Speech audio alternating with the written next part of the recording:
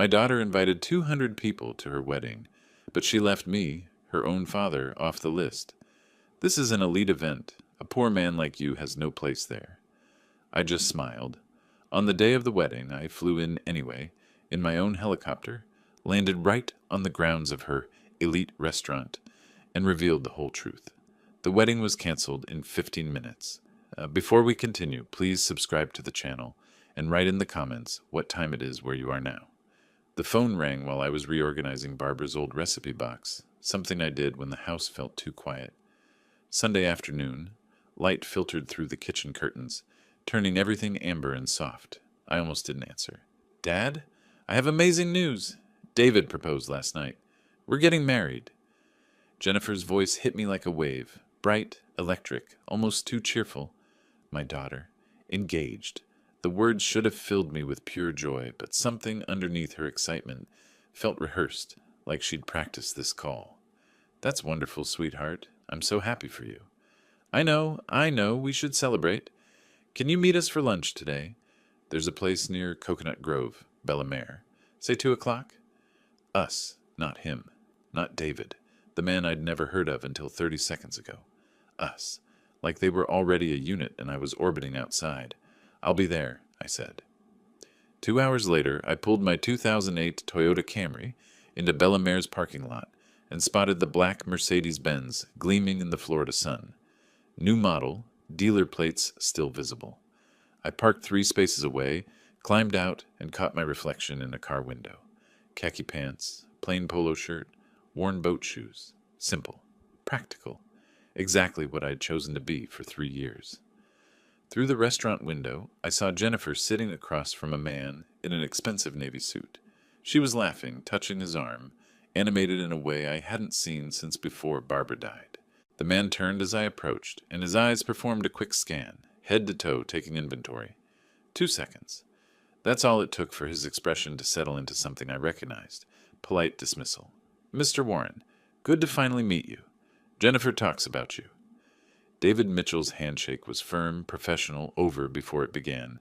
His smile revealed perfect teeth, but nothing behind them. Nice classic car you've got there. Toyota, right? They run forever. The word classic landed like a polite insult. Jennifer fidgeted with her napkin, watching David's face more than mine. I slid into the booth across from them, feeling the worn vinyl beneath me, and noticed the menu prices. Expensive enough to impress, but not so expensive that David would need to contribute much. Calculated. So tell me about yourself, David, I said. Financial consultant. Corporate restructuring, mostly. I help companies optimize their assets. He checked his Rolex, quick glance, casual but deliberate. Keeps me busy.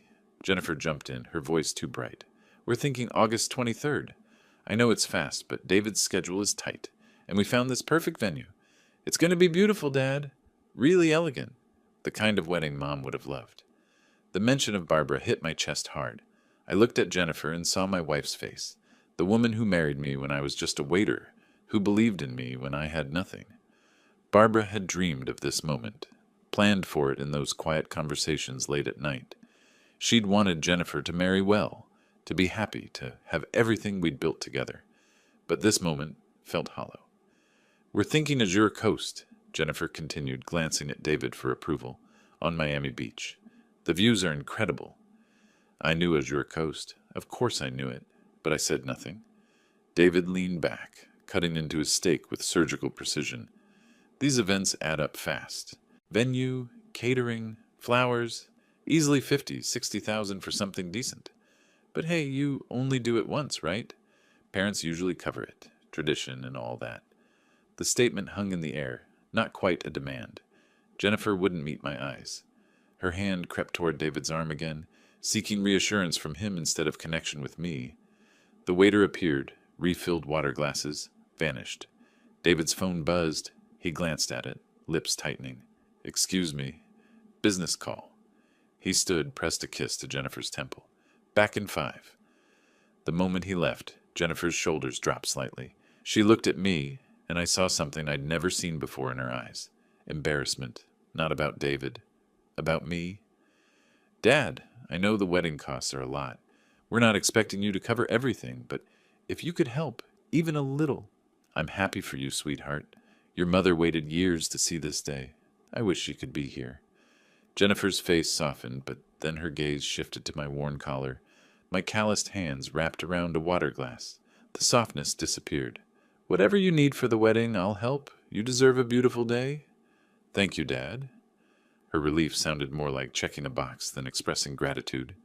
David returned, phone in hand, placing it face up on the table. Stock market numbers glowed on the screen. A power move, declaring his world bigger and more important than our family lunch. He smiled at Jennifer, squeezed her shoulder. All good? She asked. Always is. He turned to me. So, Mr. Warren, you're retired now? Jennifer mentioned you used to work in hospitality. Used to work. Past tense. Like I was a relic. A closed chapter. That's right, I said. The lunch ended with handshakes and promises to talk soon about wedding details. I walked back to my Camry while they climbed into the Mercedes. Jennifer waved through the tinted window. I waved back. The drive home took 20 minutes. I gripped the steering wheel tighter than necessary, feeling Barbara's wedding ring pressing against my chest. I wore it on a chain under my shirt, always. Jennifer's nervous laughter echoed in my head. David's dismissive glances burned behind my eyes. The sick feeling in my stomach grew with each mile. My daughter was ashamed of me. I pulled into my driveway and sat in the dark car, engine ticking as it cooled. The modest house stared back at me, peeling paint, overgrown lawn, rusty mailbox. The house I'd chosen deliberately after Barbara died. The house that hid who I really was. Inside, the silence waited. 2 days later, Jennifer's car appeared in my driveway. Tuesday afternoon, sun beating down on her silver Honda Civic. I watched from the living room window as she sat motionless behind the wheel for 30 seconds, gathering courage. Her eyes traced the peeling paint on the porch, the weeds pushing through cracked concrete, the rusty mailbox listing slightly to the left. Visual evidence confirming what she believed. Her father was struggling. She finally emerged, smoothing her dress, rehearsing something under her breath. I opened the door before she could knock. Dad. Her hug was mechanical, brief. The garden looks nice. The lie hung between us. The garden looked terrible, and we both knew it. Come in, sweetheart. Want coffee? We settled at the kitchen table, her hands wrapped around a chipped mug I'd owned for 20 years. She glanced around the room, outdated furniture, old television, worn carpet. Each glance was a small judgment, building the case in her mind that I was barely scraping by. I wanted to talk more about the wedding, she began, voice careful. David and I found the perfect venue, Azure Coast on Miami Beach. It's expensive, I know, but it's the kind of place his clients expect. I said nothing, just watched her face. His partners will be there, important people. We need everything to be perfect. She pulled out her phone, swiped through photos, top-tier catering, live band, flowers from this amazing florist in Brickell, professional photographer, videographer, the whole package. How much are we talking about, sweetheart? Jennifer set down her phone, met my eyes. 50,000. I know that's a lot. If you can't, I understand. David has savings, but his parents are contributing too, and it would mean so much if you could match them. For Mom's memory. She invoked Barbara like a weapon, knowing it would cut deep, and it did, but not for the reasons she imagined.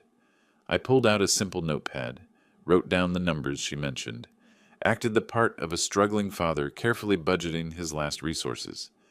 Jennifer watched me write, her expression mixing hope with doubt. She checked her phone, once, twice, 3 times. Messages from David, probably, asking how it was going. Consider it done, I said. Jennifer's head snapped up. What? I'll transfer the money tomorrow. Your mother saved for years dreaming about your wedding day. She'd want you to have everything perfect. Confusion crossed her face. Where would a retired man living in this house get $50,000? But relief quickly buried the question. She stood, came around the table, hugged me harder this time. Thank you, Dad. You don't know what this means. But her gratitude felt hollow, like she was already calculating what else she could add, with the unexpected windfall. She left 15 minutes later, promises to call soon dissolving in her wake. I watched her car disappear down the street, then moved to my computer in the spare bedroom. Banking app open, password entered, The transfer screen loaded. From my checking account, the one Jennifer knew existed, the one I'd maintained with exactly $75,000 for believability, I scheduled $50,000 to her account, enough to seem like everything I had. Below that account, hidden in tabs I didn't open, other accounts held millions, untouched, invisible. That evening I sat on the back terrace with a framed photograph of Barbara, our Azure Coast opening day 15 years ago. We stood in front of the restaurant, cutting the ribbon, surrounded by friends and investors. Barbara's smile was radiant. We'd built an empire together, 8 restaurants across South Florida, the Azure Coast, our crown jewel. She'd insisted we raise Jennifer humbly, teach her values, keep her grounded despite our wealth. After Barbara died, I'd made a decision. Live modestly. See who valued me for myself, not my money. 3 years of playing poor, watching relationships reveal their true nature. Jennifer had passed every test until now. Voices drifted from the front of the house. I stood, moved quietly through the dim kitchen. Jennifer was on the porch, phone pressed to her ear. She thought I was inside. He just gave it to me. All 50,000, no questions. David's voice tinny through the speaker.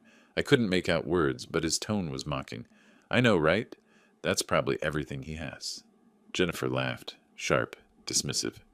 God, I hope he doesn't expect some big role at the wedding now. David, your partners are going to be there. We can't have him showing up in those clothes looking like... She stopped mid-sentence, glanced toward the door. I stepped back into shadow. Her voice dropped lower, but I caught fragments. Small table in the back. Maybe just the ceremony. We'll figure it out. She ended the call, walked to her car, drove away. I stood in the darkened kitchen, Barbara's photograph still in my hand, the conversation playing on repeat in my head. I returned to the terrace, sat in the darkness. The Azure Coast. Jennifer had chosen my restaurant for her wedding without knowing I owned it. The irony would have been funny if it didn't burn through my chest like acid. I picked up my phone, opened the banking app again. The transfer glowed on the screen. $50,000, scheduled for tomorrow morning. Below it, in accounts Jennifer would never see, millions sat untouched. I stared at the numbers, then closed the app. A decision crystallized in my mind, sharp and clear. I would go to this wedding. Whether invited or not, I'd be there. Jennifer wanted elegant. She wanted to impress David's partners with a venue she didn't know belonged to her embarrassing father. Fine. She'd get exactly what she asked for, and she'd learn precisely who she'd chosen to humiliate. 4 days passed since I transferred the money. Saturday morning arrived with bright Florida sun and an empty mailbox. I sat at my kitchen table, coffee growing cold, staring through the window at the metal box mounted by my driveway. 1 week until the wedding. My neighbors had received their invitations 3 days ago. I'd seen the elegant cream envelopes in their hands at the community mailboxes, heard them discussing the fancy venue over hedges and driveways. My mailbox stayed empty. I checked my email for the dozenth time. Nothing. Spam, bills, grocery store coupons, no wedding invitation. I picked up my phone, kept my voice light and casual. Sweetheart, I was just checking. I haven't received the wedding invitation yet. Should I be watching for it in the mail, or are you doing email invitations? Oh, Dad, the printer had some delays.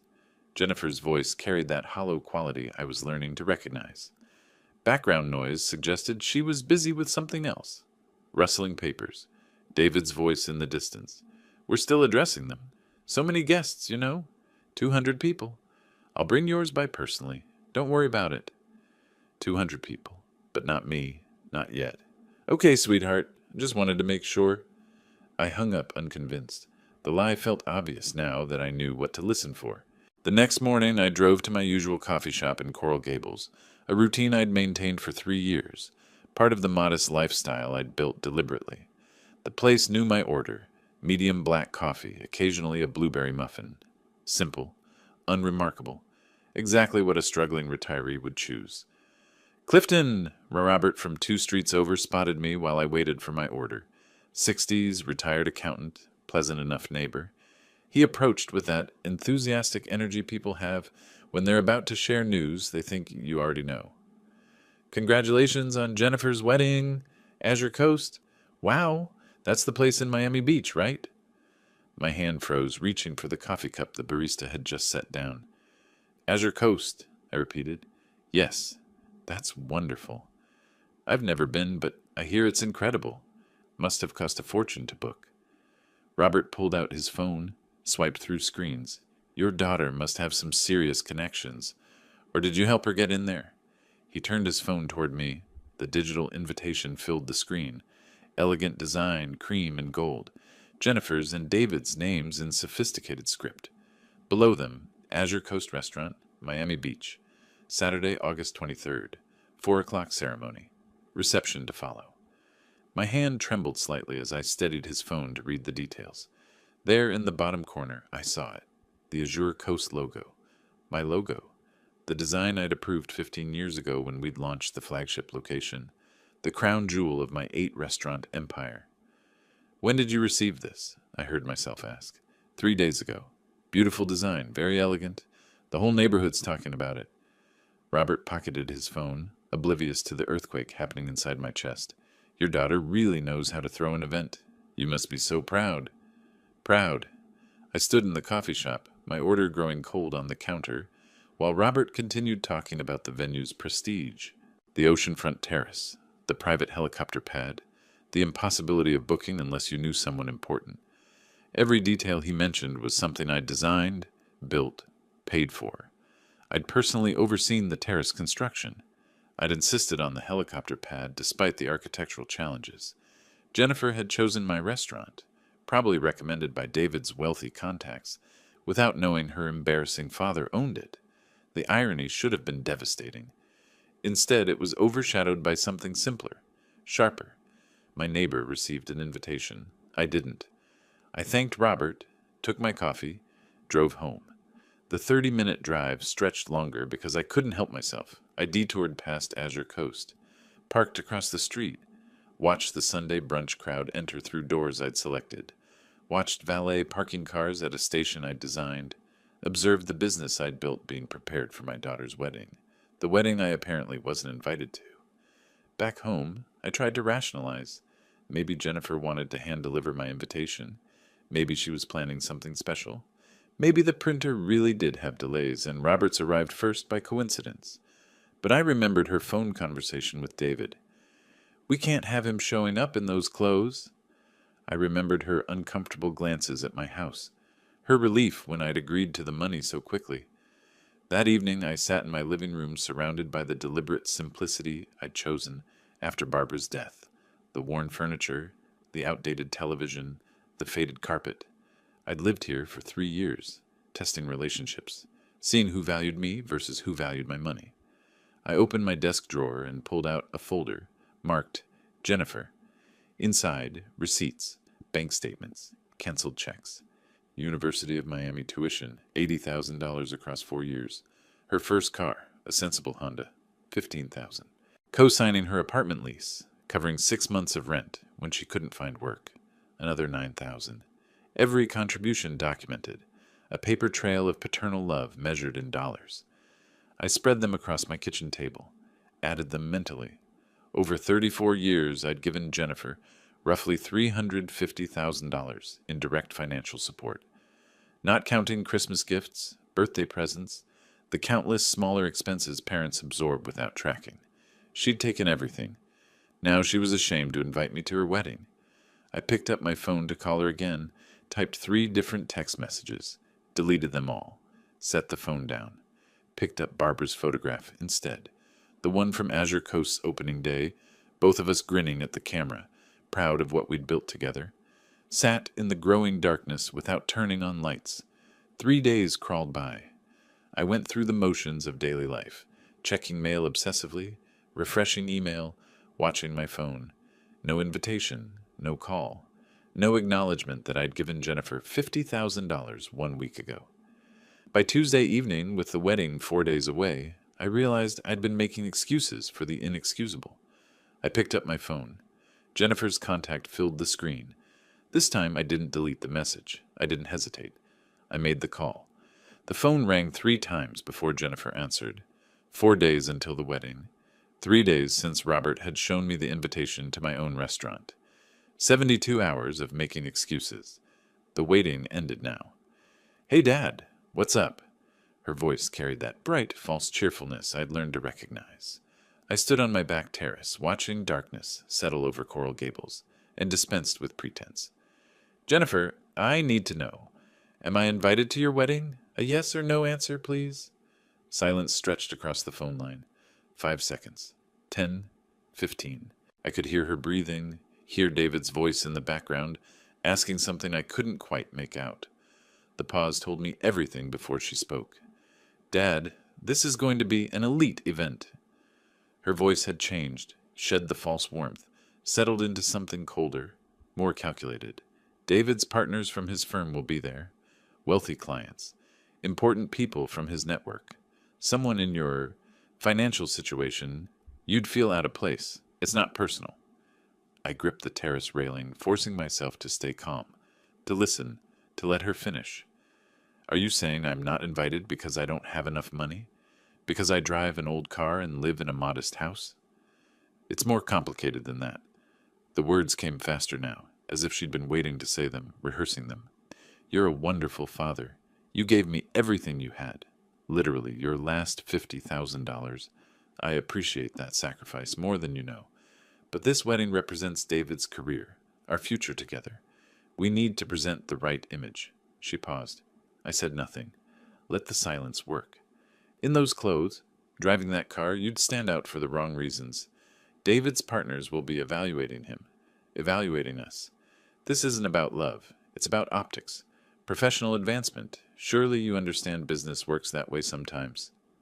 "I understand business," I said quietly. "You'd be miserable anyway, Dad." Her voice shifted, becoming almost patronizing, as if she were doing me a favor.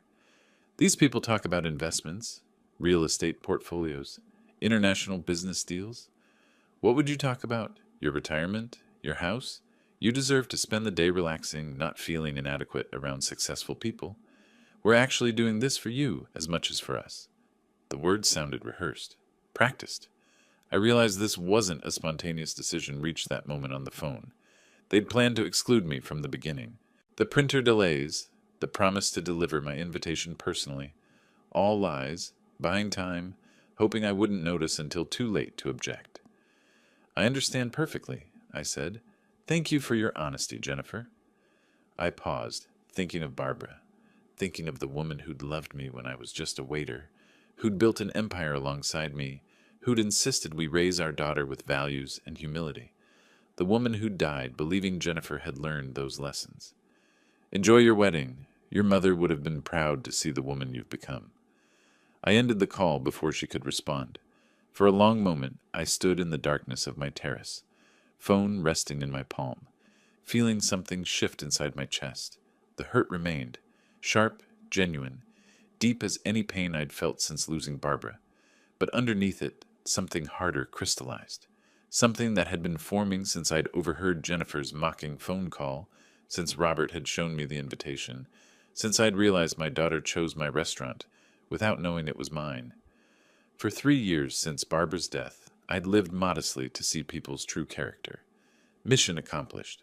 I'd seen my daughter's truth, heard it spoken in her own words. Now she'd see mine. I walked inside, turned on every light in my house, and opened my laptop. Logged into my real banking accounts. Not the small checking account Jennifer knew about, but the ones holding the fortune from 20 years of building restaurants, from smart investments, from the sale of 2 locations last year. The numbers glowed on the screen. $180 million. I opened a new browser tab, searched. Robinson R44 Helicopter Rental Miami. Another tab, Helicopter Landing Azure Coast, Miami Beach. I pulled up my contacts, found Stephen Murphy's number, the manager of Azure Coast Restaurant. My restaurant. Jennifer's wedding venue. My fingers hovered over the keyboard. Not yet. I needed to think this through carefully, strategically, the way I'd built my business, methodically, with attention to timing and detail. I pulled Barbara's photograph from the other room, set it beside my laptop. Wanted her watching as I made these decisions. Wanted to feel her presence. If Jennifer wanted an elite event at an exclusive venue, I'd give her exactly that, and more than she bargained for.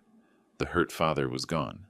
The strategic businessman, the man who'd turned a single seaside cafe into an 8-restaurant empire, who'd negotiated million-dollar deals, who understood exactly how power worked, that man was back. I opened a new document, typed a title. Saturday, August 23rd, Arrival Strategy. My fingers paused over the keyboard. Then I began typing steadily, methodically, building the framework. 4 days to prepare the most important entrance of my life. The clock showed 10:47 p.m. I wouldn't sleep tonight. I didn't need to. Wednesday morning arrived with bright sun and purpose. I'd spent the night mapping strategies, calculating timing, building the framework. Now I needed allies. I loaded my laptop bag with documents, corporate ownership papers, bank statements, the folder of receipts showing every dollar I'd given Jennifer over 34 years, and drove my old Toyota toward downtown Miami. The glass towers reflected morning light, making the city look cleaner than it was. I parked in the garage beneath Robert Chen's building and took the elevator to the 23rd floor. Robert had been my attorney for 20 years, handled the structuring of Warren's elite dining, knew every detail of my hidden wealth. He was also the only person I'd told about my decision to live modestly after Barbara died. His assistant showed me into the conference room overlooking Biscayne Bay. Robert entered moments later, coffee in hand, his usual professional smile faltering when he saw my face. What happened? I told him everything. Jennifer's rejection. Her explanation that I was too poor, would embarrass her, should stay home. The venue being Azure Coast, my own restaurant.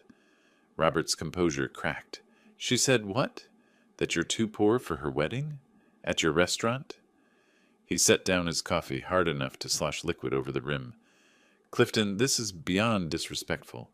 What do you want to do?" I spread documents across his conference table. Ownership papers, financial statements, the timeline of my 3-year experiment. "I want to attend my daughter's wedding. I'll arrive by helicopter at 4:30 Saturday afternoon, land on the pad I installed 5 years ago, and walk into my restaurant. I won't disrupt the ceremony. I'll just be there. The truth will handle the rest." Robert studied me for a long moment, then nodded. Attorney mode engaged. He pulled out his phone, started making calls. First to a helicopter charter service he'd used for corporate clients. "Robinson R44, Saturday afternoon, departure at 4:10. Yes, landing at Azure Coast Restaurant, Miami Beach. Confirming the pad can accommodate." He negotiated price, confirmed insurance, secured the booking while I listened. "You'll need a witness," Robert said after hanging up. "Someone who can verify what happened. I'm clearing my Saturday afternoon." We spent 2 hours planning logistics, timing, legal boundaries, what I could say, what I couldn't. Robert made notes in his precise handwriting, building the framework that would protect me from any claims of disruption or trespassing. "It's your property," he confirmed. "She rented the venue, but you're the owner.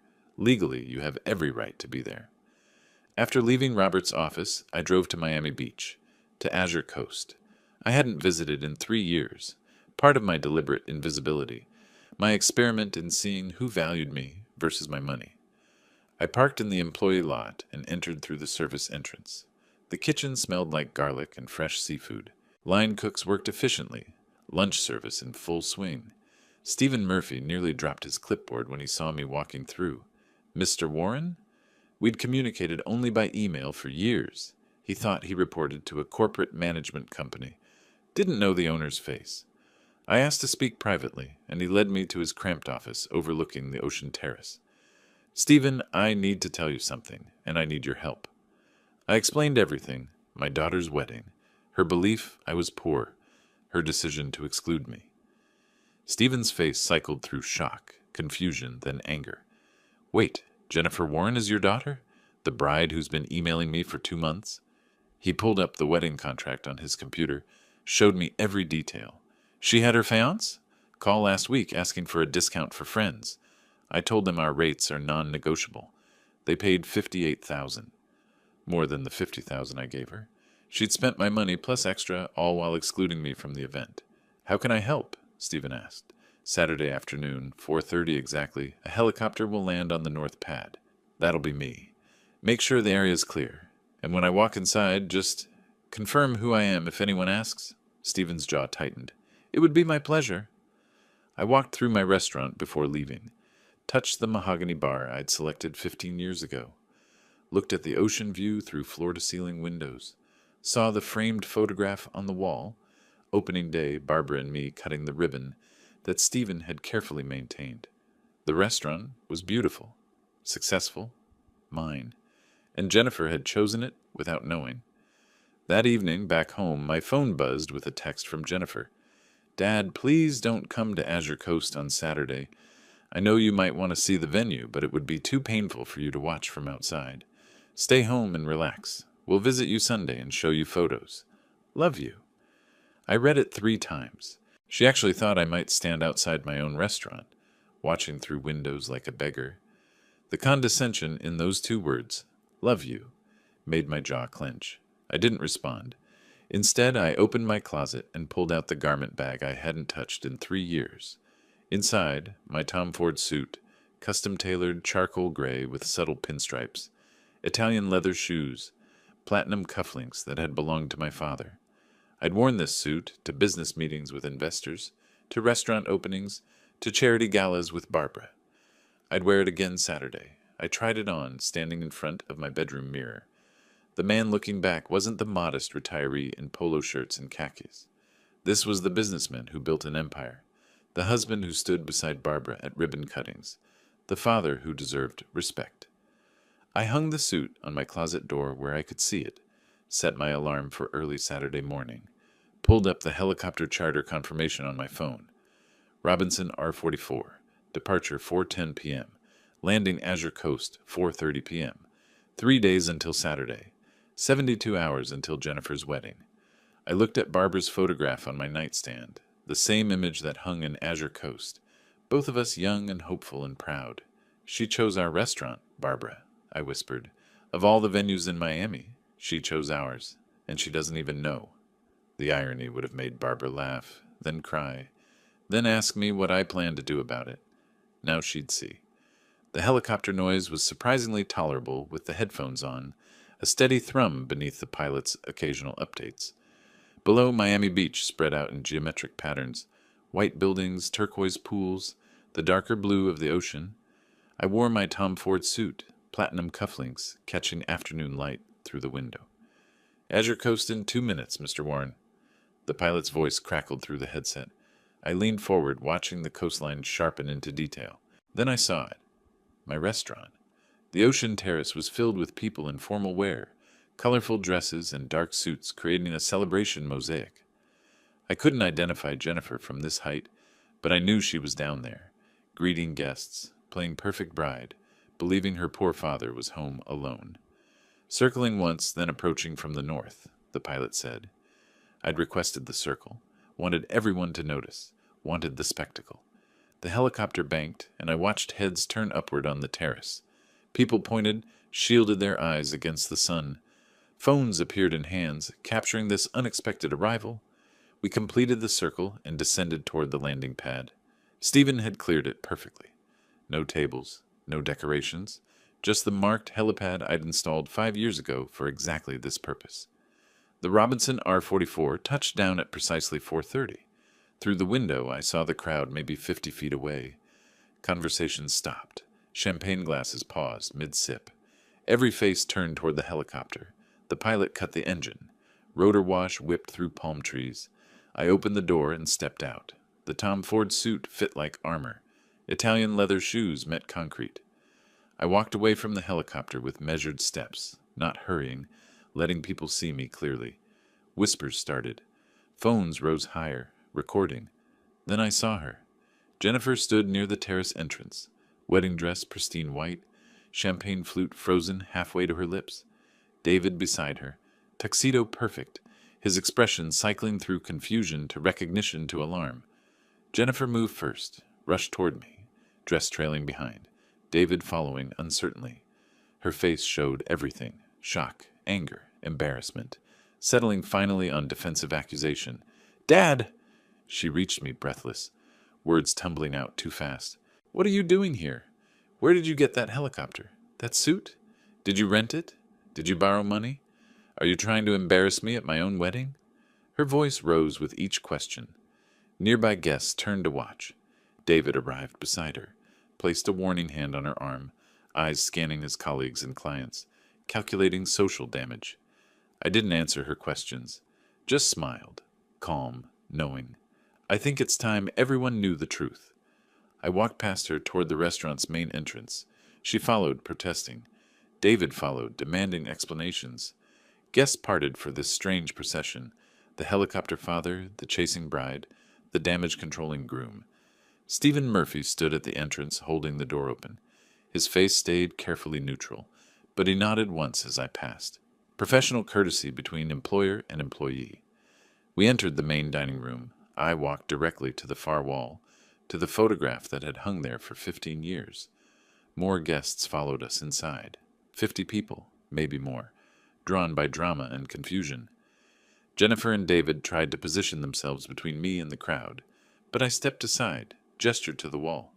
The photograph was 4 feet wide, crystal clear. Barbara and me standing in front of Azure Coast on opening day, May 2010. Both younger. Barbara radiant in blue. Me in a business suit. Behind us, the restaurant's name shining in new letters. Oversized scissors in our hands. Red ribbon cut and falling. Below the photo, a brass plaque. Azure Coast, founded by Clifton and Barbara Warren. May 15th, 2010. First location of Warren's Elite Dining. I turned to face the crowd. Jennifer, David, their friends, business associates, family members, all watching. Several phones still recording. I placed my hand on the photograph's frame. I'd like you all to meet my late wife, Barbara. This is us, 15 years ago, opening Azure Coast. My voice carried clearly through the dining room. I'm Clifton Warren. I own this restaurant and 7 others in Florida. My daughter is getting married here today at my restaurant, the wedding she told me I was too poor to attend. The words hung in the air. Silence fell. Complete. Absolute. 50 guests stared at the photograph, then at me, then at Jennifer. Someone's phone was still recording. The small red light blinked steadily. David's face had drained of color. His hand dropped from Jennifer's arm. Jennifer stood frozen, mouth open, no words coming. Her champagne flute, somehow still in her hand, began trembling. Then someone in the back started typing on their phone. Then another. The name Clifton Warren being searched, Googled, investigated. I could almost hear it. The sound of my secret ending, truth spreading through Wi-Fi signals and data connections. Stephen Murphy stepped forward, breaking the silence. It's true. Mr. Warren is the owner. I've managed this restaurant for him for 8 years. More typing. More searching. Faces illuminated by phone screens. Jennifer finally found her voice. It came out as a whisper. No, that's not. You can't be. I turned to face my daughter fully, looked into her eyes. Let her see something she'd never seen before. Not anger, not hurt, but quiet justice. I can be, Jennifer. I always have been. The silence lasted maybe 3 seconds. Then phones started buzzing with search results. A woman near the back, one of David's colleagues, expensive suit and designer handbag, spoke first, reading from her screen with growing incredulity. Warren's Elite Dining, 8 locations across Florida. Estimated net worth $150 to $200 million. The words rippled through the crowd. More phones illuminated faces. I watched the discovery spread like contagion. One person finding information, showing their neighbor, both of them searching deeper, confirming details, looking up at me, then back at their screens. Forbes article from 2019, someone else announced. Florida's hidden restaurant empire, the Warren success story. A man in his 60s held up his phone, showing a LinkedIn profile. Clifton Warren, founder and CEO, Warren's Elite Dining, LLC. University of Miami Business School, 40 years in hospitality industry. The evidence cascaded. Photos of me at business events, ribbon cuttings, charity galas, all from before Barbara's death, all showing the wealthy businessman I used to publicly be. David's boss, a silver-haired man I recognized from the ceremony rehearsal, stared at his phone, then at David. His expression darkened with understanding. Stephen Murphy stepped forward, his voice carrying professional authority through the murmurs. Everything Mr. Warren said is true. I've managed Azure Coast for 8 years, reporting directly to him. He owns this restaurant and 7 others. He's been my employer since I started in the industry. The confirmation from a neutral source, someone with no reason to lie, solidified the truth. Murmurs grew louder. A woman pushed through the crowd toward David, his sister Patricia, face flushed, hissing something I couldn't hear but could definitely interpret from her aggressive gestures. David moved suddenly, approaching me with forced enthusiasm, hand extended, smile too wide. Mr. Warren, what an incredible surprise. Jennifer must have wanted to preserve the mystery. Keep your success private. What a brilliant strategy. Very humble. Very wise. His voice projected for the audience, trying to rewrite the narrative. Make this planned, intentional. I didn't shake his hand. There's no strategy, David. I spoke clearly, ensuring everyone heard. My daughter told me explicitly that I was too poor for her elite wedding. She said someone in my financial situation would feel uncomfortable around successful people. She chose my own restaurant without knowing I owned it. Jennifer broke her paralysis. Tears streamed down her face, wedding makeup running in dark streaks. She reached for me, hands trembling. Daddy, please, I didn't know. I thought you lived so modestly. I assumed you were struggling. I was trying to... But her words scattered when she saw the guests' faces, the judgment in their eyes. Phone still recording, she turned on David instead. You said he couldn't afford to be here. You said we needed to protect our image. This is your fault. David's face hardened. Their unity fractured publicly, the stress revealing what their relationship actually was. Status, not love. I addressed the crowd one final time. The wedding is fully paid for. The ceremony will proceed as scheduled. I won't disrupt my daughter's day any further, but I wanted you all to know the truth about what happened here. About who decided a father wasn't worthy of his daughter's wedding because he drove an old car and lived in a modest house. I turned to Jennifer, looked at her directly. Your mother built this business with me. She would have been heartbroken to see what you've become. Then I walked toward the exit. Stephen opened the door. I didn't look back. Behind me, the murmur grew into open conversation, scandal spreading through 200 guests who'd carry this story across Miami's social circles by morning. Outside, ocean breeze hit my face. The helicopter waited on the pad. Stephen followed me. Mr. Warren, do you want me to proceed with the ceremony? I paused, considering. The ceremony was supposed to start in 20 minutes. 200 guests were here. The venue was prepared. I thought about Barbara, about Grace, about not becoming vindictive. Yes, let them have their wedding. They've already paid for it in ways money can't measure. I climbed into the helicopter. As it lifted off, I saw the terrace below. Guests clustering in groups, animated conversations, phones to ears making calls. The scandal spreading beyond these boundaries. By tomorrow morning, everyone in Miami's business community would know what happened here. Jennifer and David's social destruction had only begun. Sunday morning arrived with relentless sunlight and my phone ringing constantly. I sat on my terrace, coffee growing cold, watching Jennifer's name appear on the screen for the 23rd time. 9:30 a.m. The call started at 7. I didn't answer. Between calls, text messages appeared. Dad, please answer. I need to explain. I'm so sorry. Please give me a chance. I read each one, deleted none, responded to none. Across town, in the expensive Coconut Grove house Jennifer and David were renting, $7,000 monthly, I knew from the lease she'd asked me to co-sign last year, the newlyweds weren't enjoying their first day of marriage. I didn't know this directly, but Robert Chen texted me mid-morning with updates he'd heard through professional channels. David was pacing between rooms, his phone showing LinkedIn profile views from colleagues, carefully worded questions, his boss's terse message requesting Monday meeting. The story spread exponentially Sunday. What started with 200 wedding guests became 2,000 social media impressions, became 20,000 as people shared the tale. Wealthy father uninvited from daughter's wedding at his own restaurant. The narrative was irresistible. My phone showed notifications from former business associates reaching out, people I hadn't spoken to in 3 years, suddenly curious about my return to visibility. I ignored those too. The only message I considered answering came from Robert.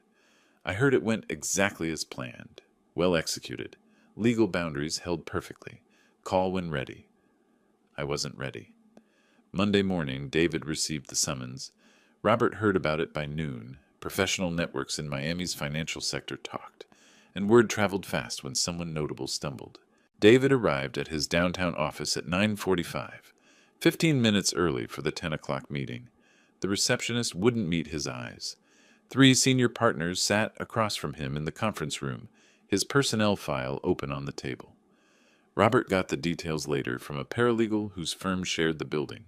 The lead partner, the same man who'd attended the wedding, spoke directly. David, we've received calls from 4 major clients since Saturday. They're uncomfortable continuing relationships with someone who displays such poor judgment in personal matters. If you'll exclude your own father-in-law from a family event over perceived poverty, what does that say about your values, your ethics, your decision-making with their money? David tried explaining, tried spinning, tried claiming misunderstanding. The partners listened politely and delivered their decision. Effective immediately, David was transferred from wealth management to internal operations, back office position, minimal client contact. Salary dropped from $250,000 to $150,000 annually, 40% cut. Corner office reassigned, assistant transferred, book of clients redistributed. This isn't termination, the lead partner clarified. Consider it an opportunity to rebuild your reputation, demonstrate better judgment going forward. David left the meeting at 10:45. By noon, he'd boxed his personal items. By 1 p.m., he'd moved to a windowless office on the 3rd floor. That afternoon, Patricia Holmes called David. Unlike Jennifer's pleading calls to me, Patricia's anger needed no voicemail. Her voice cut through the phone. Robert heard about this from Patricia's husband, a corporate attorney he played golf with monthly. You've destroyed our family's reputation. Mother and father are humiliated. Everyone at the country club knows what you did. You're a financial consultant, David. Due diligence is literally your job, and you couldn't even research your own father-in-law's net worth before insulting him.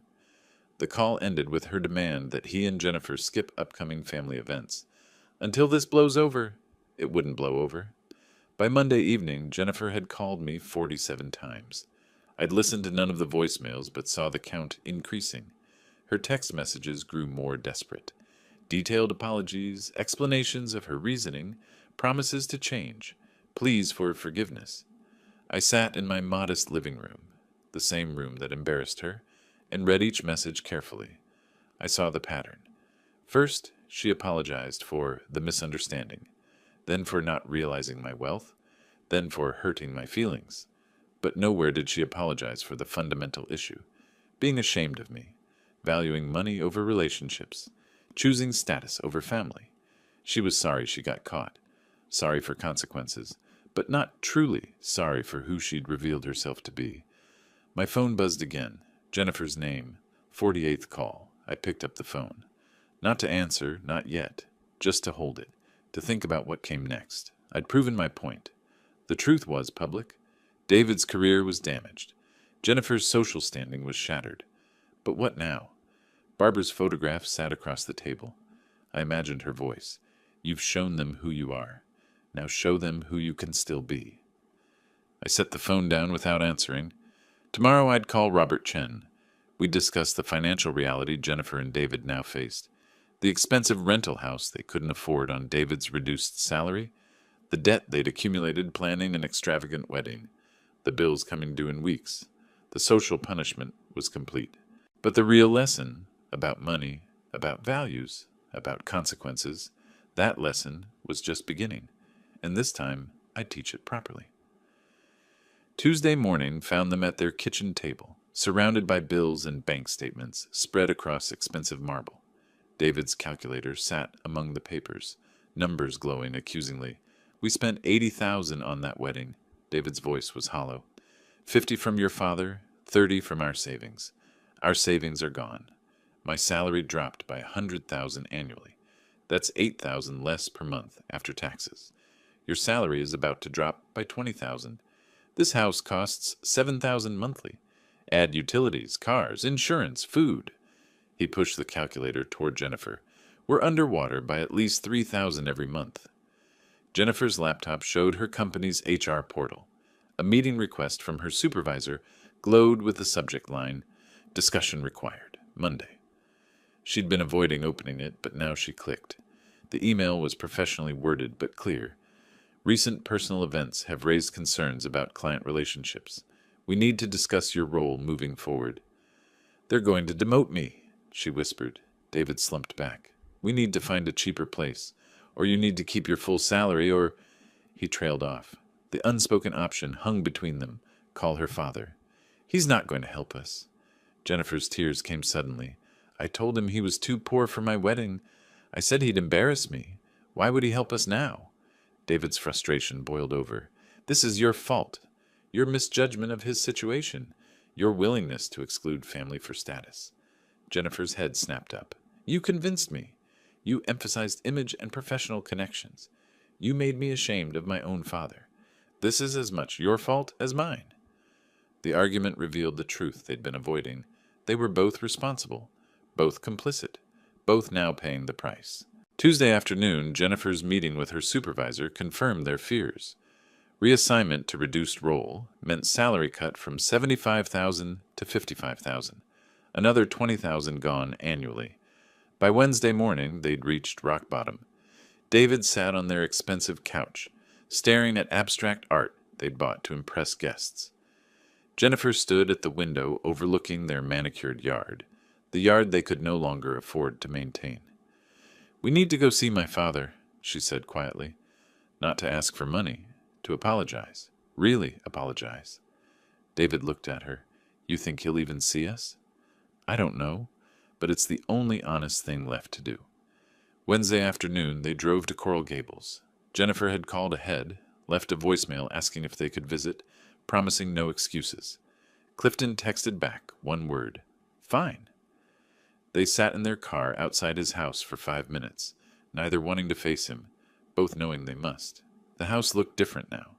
Not shabby, but intentional. Not poor, but deliberate. The peeling paint was camouflage. The overgrown lawn was a test. I opened the door before they knocked. I'd been watching them sit in the driveway, working up courage. They looked different.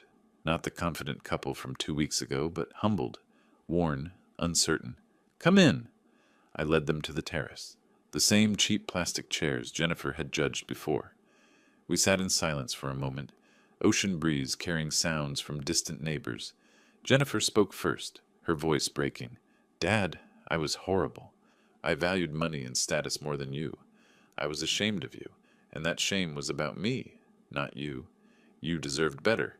You deserved a daughter who saw your worth regardless of your bank account." David followed, his voice steady but quiet. "I pushed her to exclude you. I was obsessed with image, with what my colleagues would think. I convinced her that having you there would hurt our reputation. I was wrong about everything that matters." I watched their faces, measured their sincerity. These weren't practiced words. This was real remorse. I sat back in my plastic chair, looking at them across the table. Barbara's photograph was visible through the screen door, watching from inside. I saw my daughter's tears, not manipulative crying, but genuine grief. I saw David's slumped shoulders, not defensive posturing, but true remorse. This was what I wanted. Not their destruction, but their understanding. Not their financial collapse, but their moral awakening. I took a long breath. I didn't reveal my wealth to punish you. I did it to teach you. The question now is, did you learn? Jennifer looked up, hope flickering through tears.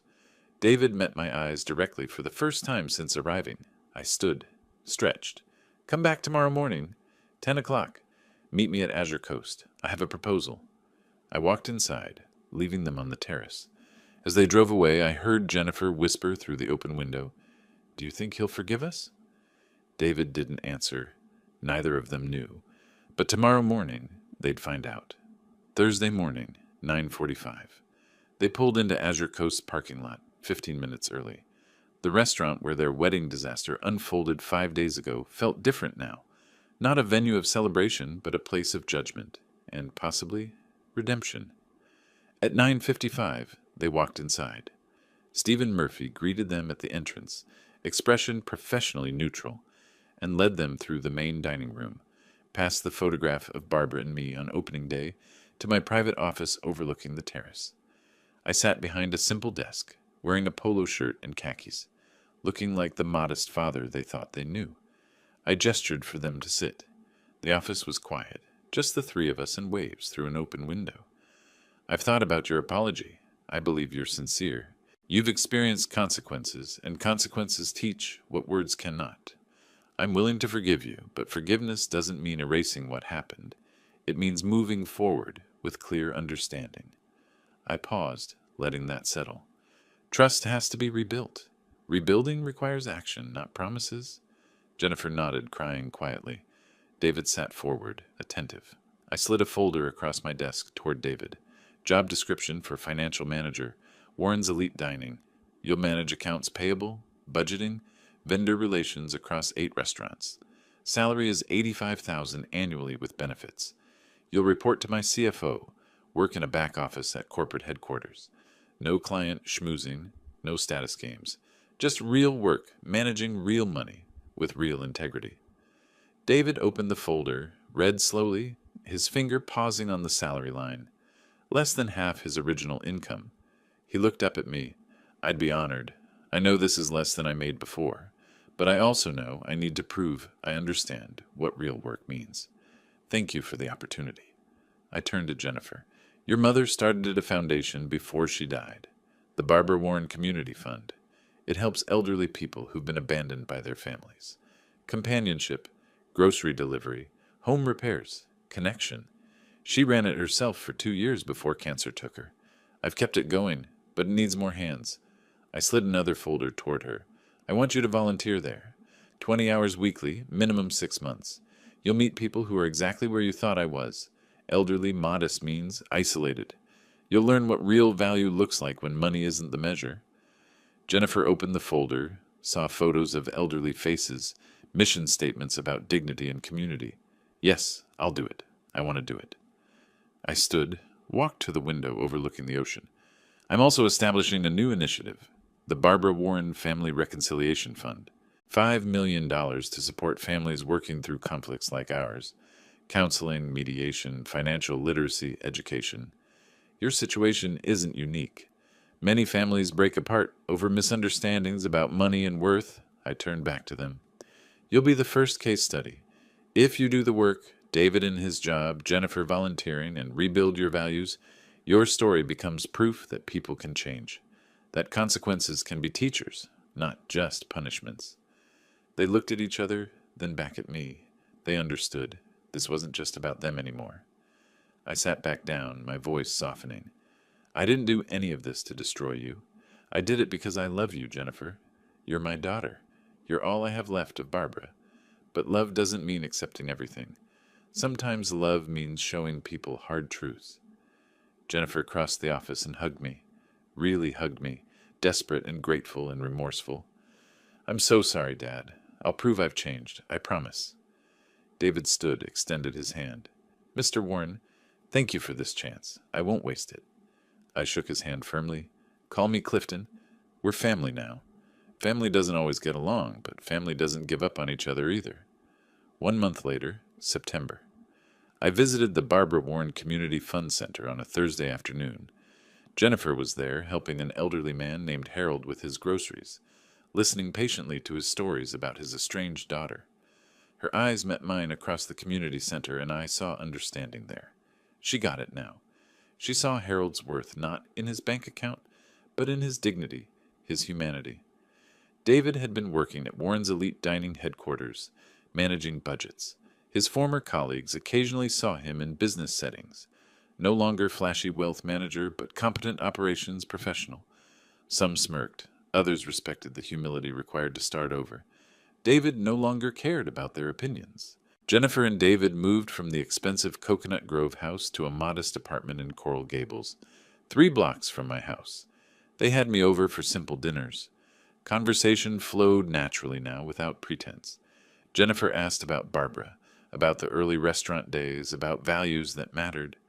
I told stories, shared wisdom, and felt something I hadn't felt in 3 years. Genuine family connection. Sunday evening, all three of us stood at Azure Coast for the Foundation's first fundraising dinner.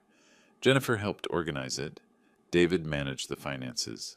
I stood at the podium introducing the Barbara Warren Family Reconciliation Fund, telling our story, anonymously, carefully, but honestly, about a father and daughter who lost their way and found it again. Jennifer watched from the back of the room, tears streaming, seeing me honored not for wealth, but for wisdom. That night, I stood at my bedroom window, Barbara's photograph in my hands. I did what you would have wanted, I whispered. I taught her. I didn't destroy her. I saved her. My phone showed a text from Jennifer. Thank you for not giving up on me, Dad. Mom would be proud of who you are. I hope someday I can make her proud of who I've become.